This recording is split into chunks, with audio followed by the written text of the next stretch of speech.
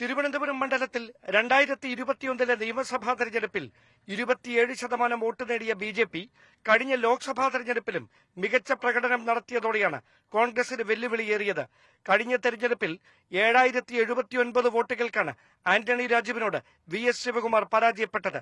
സംഘടനാ സംവിധാനങ്ങളുടെ കാര്യത്തിൽ ബി.ജെ.പിയുടെ വോട്ട് വിഹിതത്തിൽ വീണ്ടും വർധനമുണ്ടായേക്കുമെന്ന വിലയിരുത്തലിന് പുറമെ പ്രാദേശിക എതിർപ്പുകളും ഉയർന്നതാണ് വി.എസ്. ശിവകുമാറിന്റെ പ്രതീക്ഷകൾക്ക് മങ്ങലേൽപ്പിക്കുന്നത്. അതേസമയം NSS ശിവകുമാറിന് വേണ്ടി സമ്മർദ്ദം ശക്തമാക്കുമെന്നാണ് സൂചന. മുതിർന്ന നേതാവെന്ന പരിഗണനയിൽ സുരക്ഷിതമായ മറ്റൊരു മണ്ഡലത്തിലേക്ക് ശിവകുമാറിന്റെ പേര് നേതൃത്വം പരിഗണിച്ചേക്കുമെന്നാണ് വിവരം. 1000-ൽ താഴെ വോട്ടുകൾക്ക് കഴിഞ്ഞ തെരഞ്ഞെടുപ്പിൽ UDF-നെ കൈവിട്ട തൃശൂർ മണ്ഡലത്തിൽ ബി.ജെ.പിയുടെ വോട്ട് വിഹിതത്തിൽ ഉണ്ടായ വൻ കുതിച്ചുകയറ്റമാണ് കോൺഗ്രസിന് ഇത്തവണയും വെല്ലുവിളിയാകുക.